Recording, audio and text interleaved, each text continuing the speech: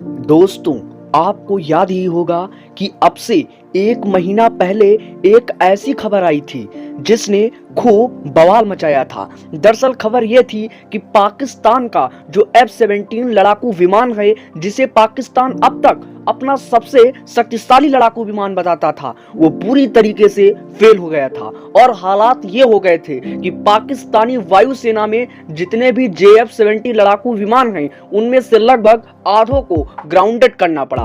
मतलब कि वो उड़ने की अवस्था में है ही नहीं। और ये ऐसा नहीं हुआ कि अचानक से हो गया। दरअसल JF-17 को लेकर दिक्कतें पिछले 2-3 सालों से सामने आ रही थी। चीन के जितने भी वैज्ञानिक हैं, जितने भी इंजीनियर हैं, सभी इसे सुधारने में लगे थे, लेकिन सभी के सभी नाकाम हुए। और इसलिए JF-17 एक फेल और बेकार लड़ाकू विमान बन चुका है। लेकिन पाकिस्तान को फेस सेविंग करनी थी, इसलिए पाकिस्तान पहुंचा अब कुछ महीने पहले अमेरिका के पास और कहा कि आप हमारे जो पुराने F-16 लड़ाकू विमान हैं, उन्हें अपग्रेड कर दीजिए, उन्हें इस लायक कर दीजिए कि वो उड़ने लगें, जिससे कि हम भारत के राफेल को टक्कर देंगे। अब अमेरिका ने पाकिस्तान की इस रिक्वेस्ट को एक्सेप्ट कर लिया और कहा कि हम पाकिस्तान के F-16 लड़ाकू विमान को मेंटेनेंस करेंगे, उन्हें अपग्रेड करेंगे और उन्हें उड़ने लायक स्थिति में ला देंगे। अब जैसे ही ये खबर भारत पहुंची, भारतीय मीडिया ने हल्ला काटना शुरू कर दिया। एक बार को तो ऐसे लगने लगा कि जैसे पाकिस्तान को अमेरिका अपना F-22 रैप्टर दे रहा हो, जबकि ये सच्चाई सबको पता है कि F-16 भले ही कैसा लड़ाकू विमान हो, आप उसे कितना भी अपग्रेड कर लें, लेकिन वो कभी राफेल के आसपास भी नहीं आ सकता। और आज इसी बात को पूरी दुनिया के सामने राफेल लड़ाकू विमानों ने प्रैक्टिकल करके साबित भी कर दिया। दरअसल आप सभी लोग जानते हैं ग्रीस के बारे में। ग्रीस यूरोप का एक देश है जो नाटो का भी सदस्य है।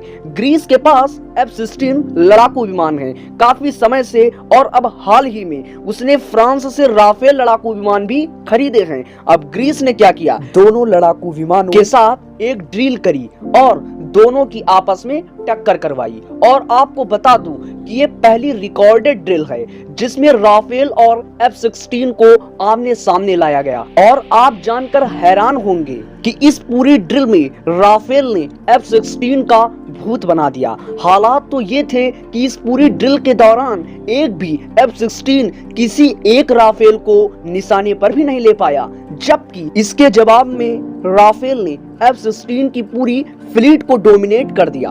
और इसको लेकर ग्रीस ने कई सारे डाटा भी जारी किए हैं, जिसके अनुसार एक एक राफेल लड़ाकू विमान कई सारे F-16 को एक साथ निशाने पर ले रहा था और उन्हें बड़ी आसानी से मार के गिराने की स्थिति में आ गया था। इतना ही नहीं, राफेल लड़ाकू विमान का जो इलेक्ट्रॉनिक वारफेयर सूट था, वो बहुत ही ज्यादा सुपीरियर साबित हो रहा था। और सबसे बड़ा एडवांटेज था पावर का। राफेल बहुत ही ज्यादा पावरफुल है क्योंकि ये डबल इंजन लड़ाकू विमान है, जबकि इसके मुकाबले F-16 एक सिंगल इंजन लड़ाकू विमान है। वहीं इस पूरी डॉग फाइट में ग्रीस ने सबसे महत्वपूर्ण बात हमें ये बताई है कि राफेल को सबसे बड़ा एडवांटेज मिलता है इसके रडार और मिसाइल से। दरअसल जो इसका पावरफुल रडार है, वो बहुत ही लंबी दूरी से किसी भी लड़ाकू विमान को लोकेट कर सकता है। और उसके बाद जो मीटेवर मिसाइल हैं, वो दुनिया की best air to air missile मानी जाती हैं, जिसकी मदद से आप अपने दुश्मन को सैकड़ों किलोमीटर दूर से ही मार के गिरा सकते हैं। यानी कि राफेल अपने शक्तिशाली इंजन और बहुत ही ज्यादा एडवांस रडार और अपनी जबरदस्त मिसाइल के जरिए चीन और पाकिस्तान के किसी भी लड़ाकू विमान को बड़ी आसानी से मार के गिरा सकता है।